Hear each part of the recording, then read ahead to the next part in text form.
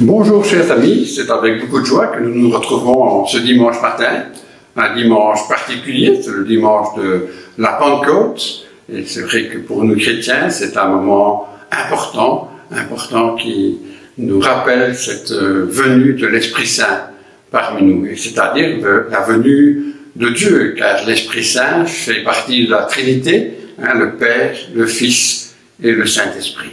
Alors vraiment nous pouvons remettre cette rencontre entre les mains de Dieu et je vous invite à prier. Voilà, Seigneur, c'est vrai, c'est dans la joie que nous sommes devant toi, Seigneur. Joie de pouvoir passer ce moment avec toi, Seigneur. Joie aussi de pouvoir, Seigneur, lire ta parole, la partager et l'écouter et qu'elle puisse vraiment faire son chemin dans nos vies, dans nos cœurs. Et je veux vraiment te remercier et te bénir pour ton amour, pour ta venue. Et nous voulons vraiment te remercier pour l'Esprit Saint qui est là avec nous, qu'il soit l'inspirateur de tout ce moment et que nous puissions avoir des cœurs, des esprits bien disposés à entendre ta voix. Seigneur, que ton nom soit loué et béni, le bon nom de Jésus. Amen. Amen. Et je vous invite à réfléchir un peu justement et se dire, voilà, Jésus avait déjà annoncé cette venue de l'Esprit Saint aux disciples. On peut lire dans l'Évangile de Jean, au chapitre 14, les versets 16 et 17.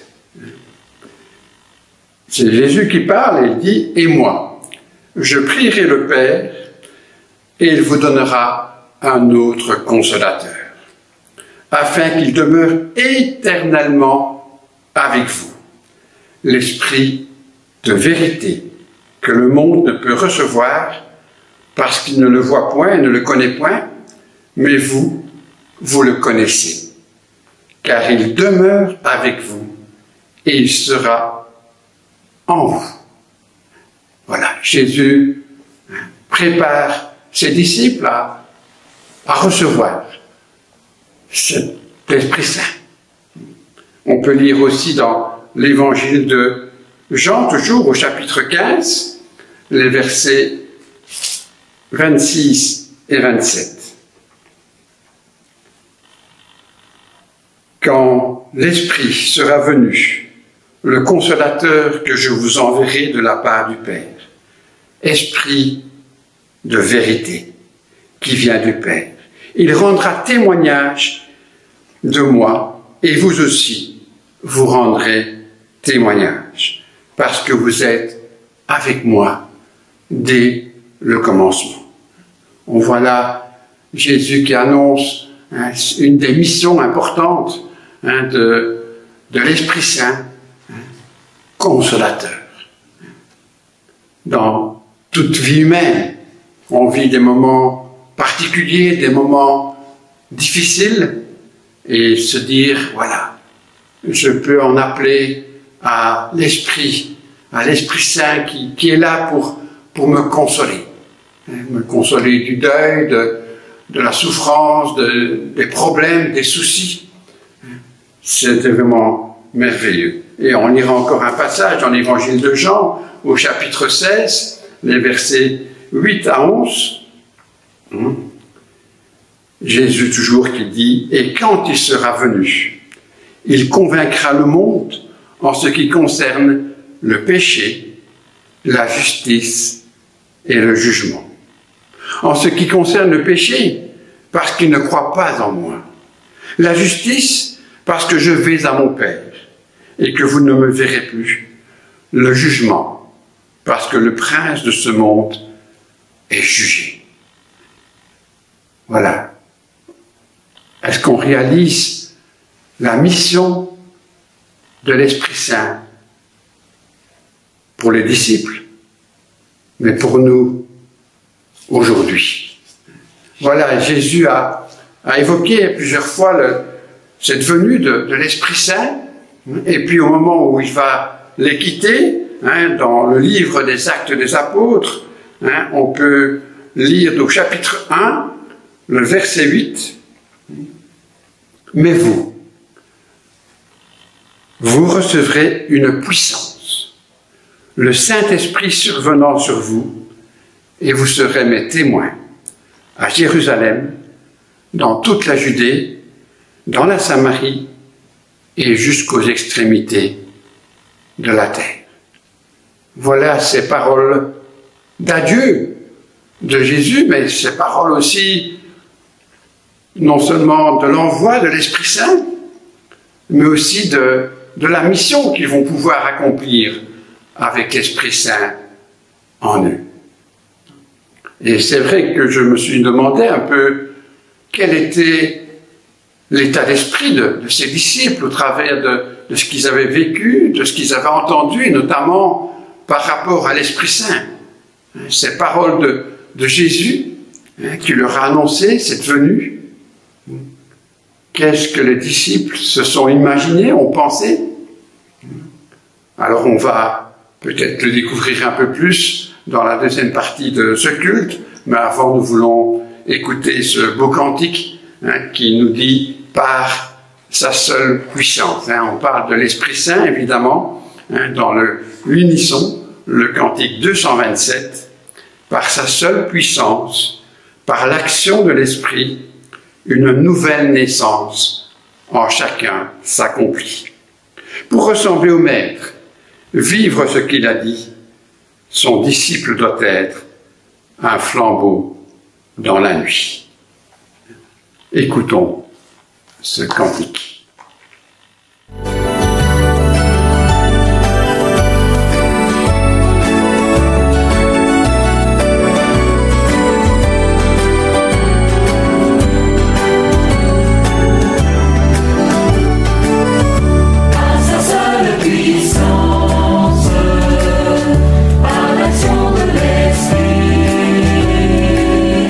La nouvelle naissance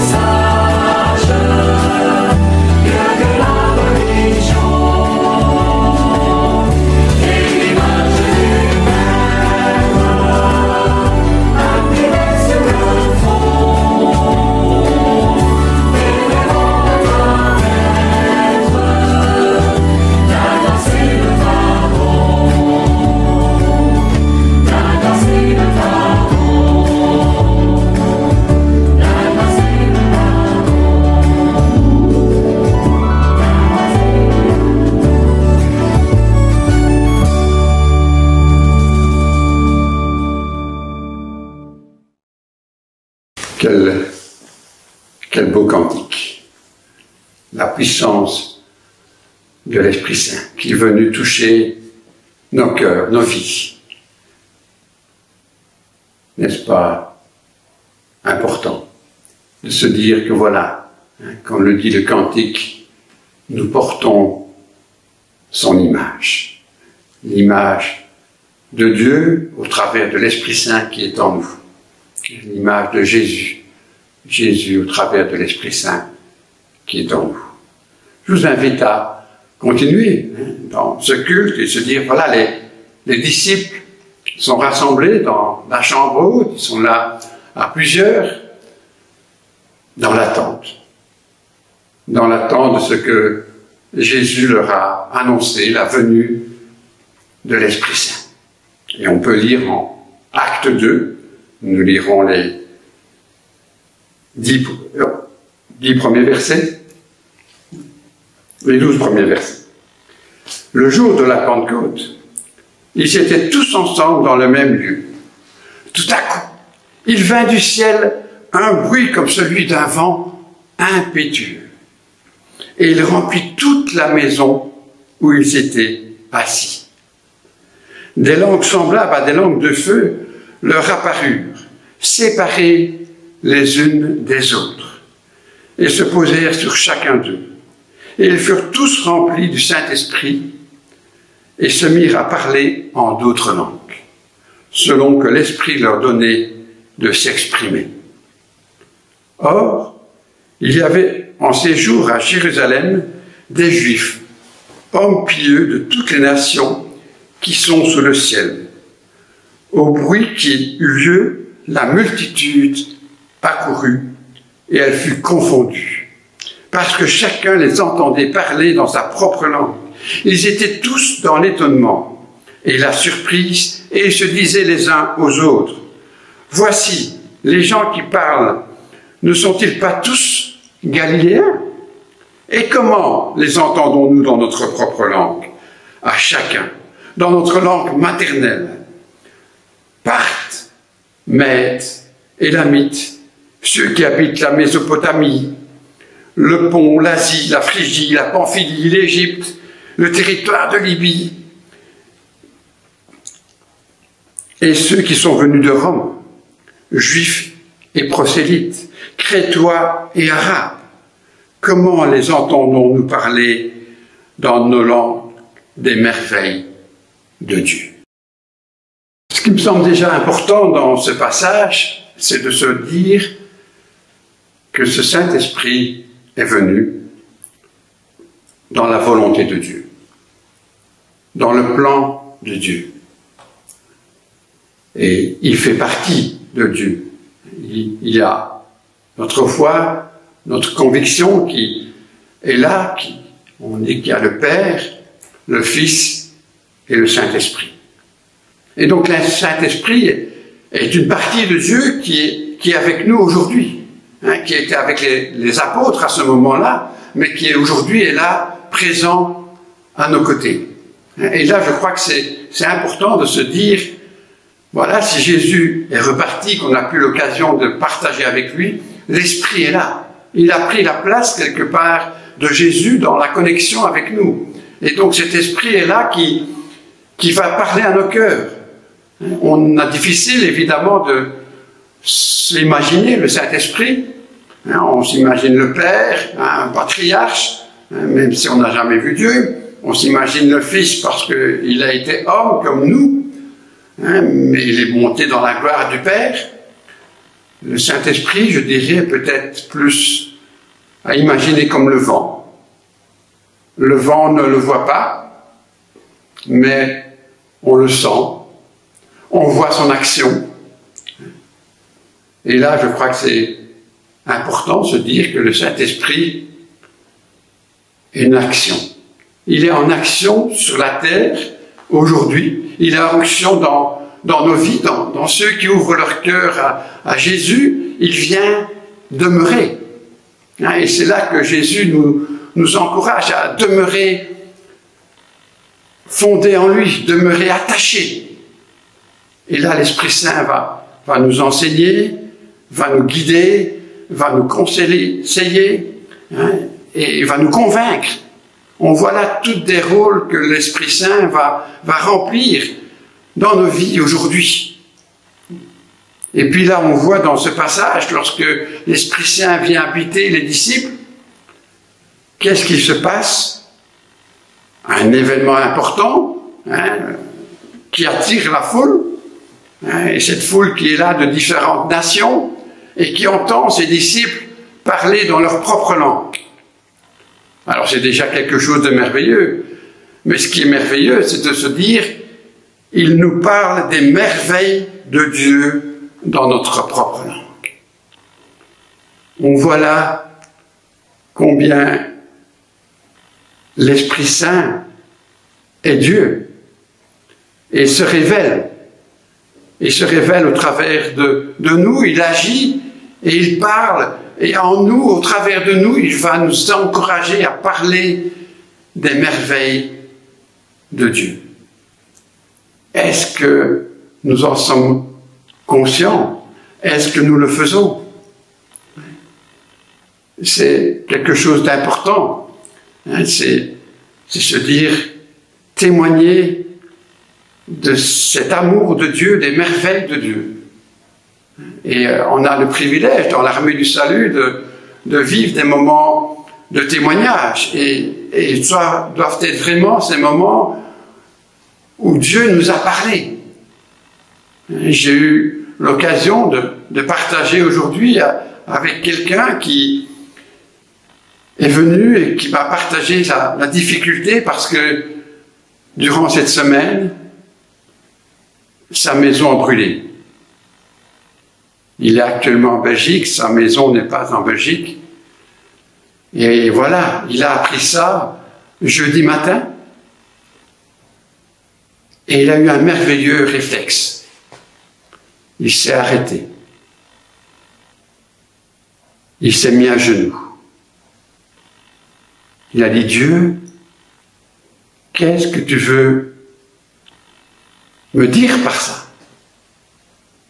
C'est dramatique. Il n'y a pas de victime, c'est déjà une grâce. Et puis cet homme me disait, mais j'ai senti la consolation. J'ai réalisé la présence de Dieu qui me disait, ne t'effraie point. Et j'ai eu ce calme, cette confiance, cette consolation de l'Esprit Saint. Il dit, j'aurais été au pays, je me serais certainement révolté. Et puis là, j'ai eu ce moment de sérénité, de calme et de consolation. Et là, on voit l'œuvre de l'Esprit Saint dans la vie de ses enfants, dans la vie de chacun d'entre nous. Et c'est vrai que quand il m'a partagé ça, je me suis dit, voilà, il partage les merveilles de Dieu.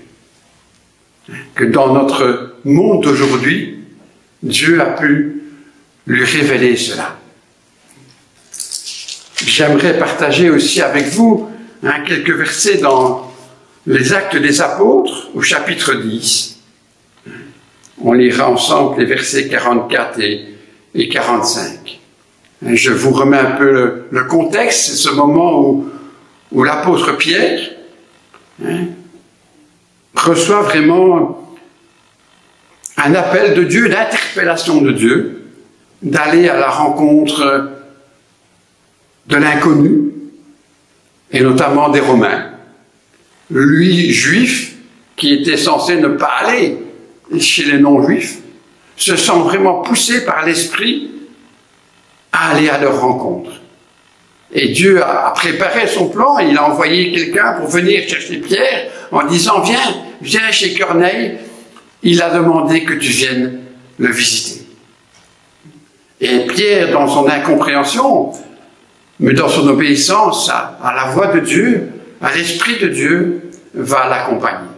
Et donc on voit là que l'Esprit peut nous guider, peut nous parler, peut nous révéler des choses, peut nous interpeller et nous faire peut-être sortir de nos cadres de vie habituels. Et Pierre se met en route, et puis là, il est invité, accueilli dans la maison de Corneille, qui dit, voilà, un ange est venu me parler, il m'a dit que je devais t'inviter à venir chez moi. Et là, Pierre trouve ça quelque chose de tellement interpellant, mais on réalise aussi que Pierre, comme les autres disciples, au travers des actes des apôtres, sont en train de découvrir le Saint-Esprit, son action. Et voilà ce qu'il en ressort, comme Pierre prononçait encore ces mots, ce discours, le Saint-Esprit descendit sur tous ceux qui écoutaient la parole. Tous les fidèles qui étaient venus avec Pierre furent étonnés de ce que ce don du Saint-Esprit était aussi répandu sur les païens, car ils les entendaient parler en langue et glorifier Dieu. Donc on voit là l'action de Dieu au travers du Saint-Esprit va dépasser le peuple juif, va aller vers les nations. Et Pierre va être poussé dans ce chemin. Et là, Pierre et ceux qui l'accompagnent sont interpellés de voir que le Saint-Esprit se révèle aussi et vient toucher les personnes qui les écoutent. Et qu'est-ce que ces personnes vont faire? Elles vont glorifier Dieu. Elles vont parler à la gloire de Dieu. Alors, n'est-ce pas interpellant pour nous? Se dire,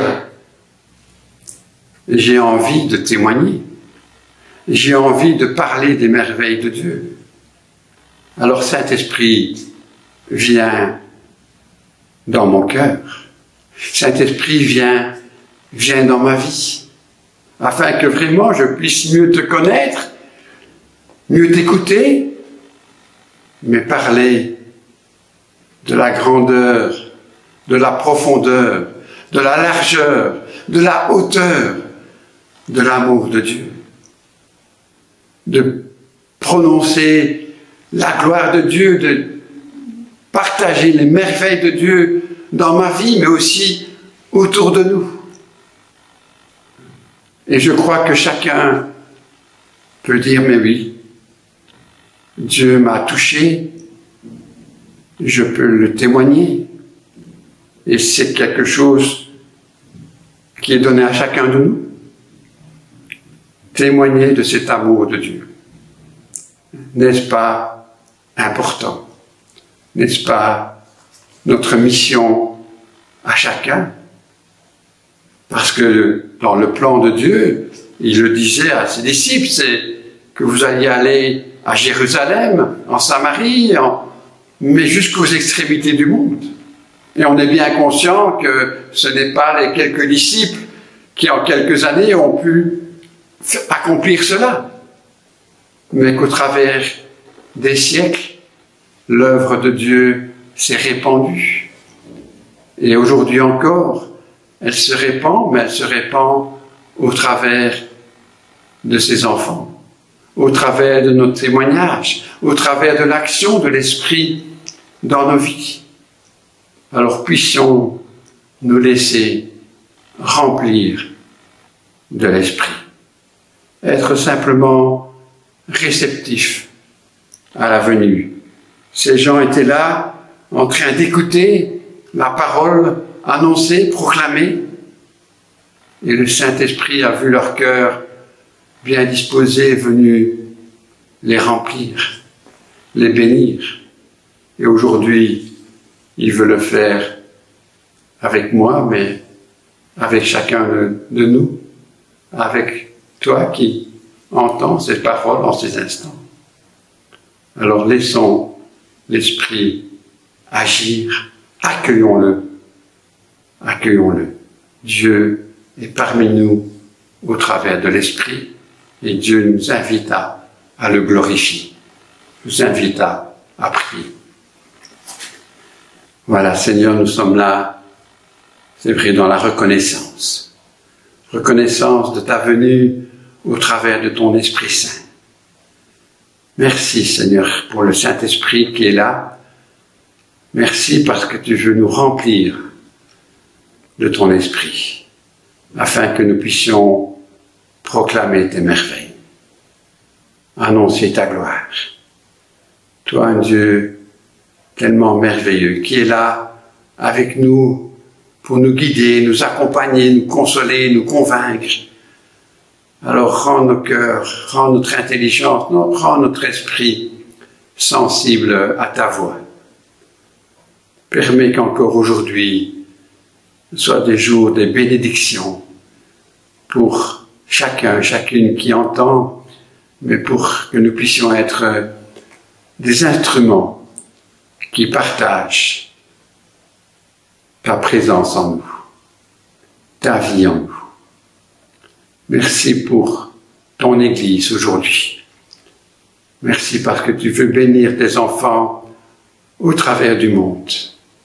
Et tu veux que les uns les autres, nous puissions porter un témoignage vivant de ta présence en nous. Alors garde-nous dans cette journée, dans cette semaine qui est devant nous, et que nous puissions la vivre dans la paix, dans la joie, dans l'amour, en notre Seigneur et Sauveur Jésus-Christ. Que Dieu vous bénisse. Amen.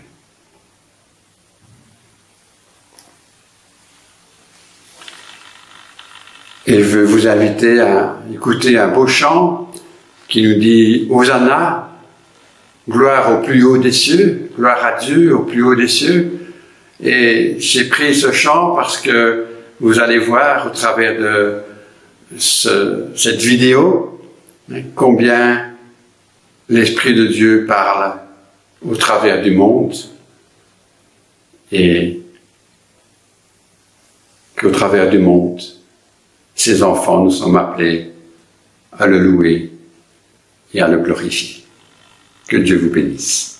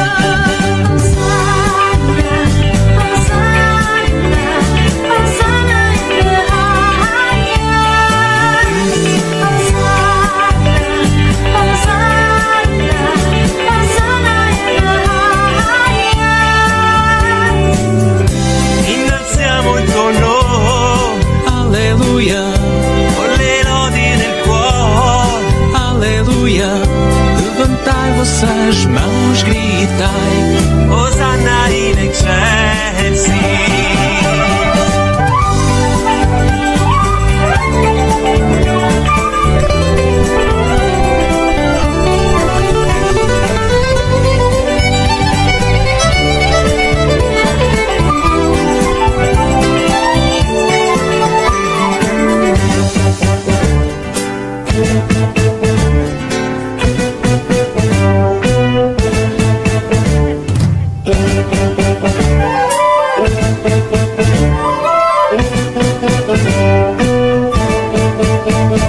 Hosanna, Hosanna, Hosanna in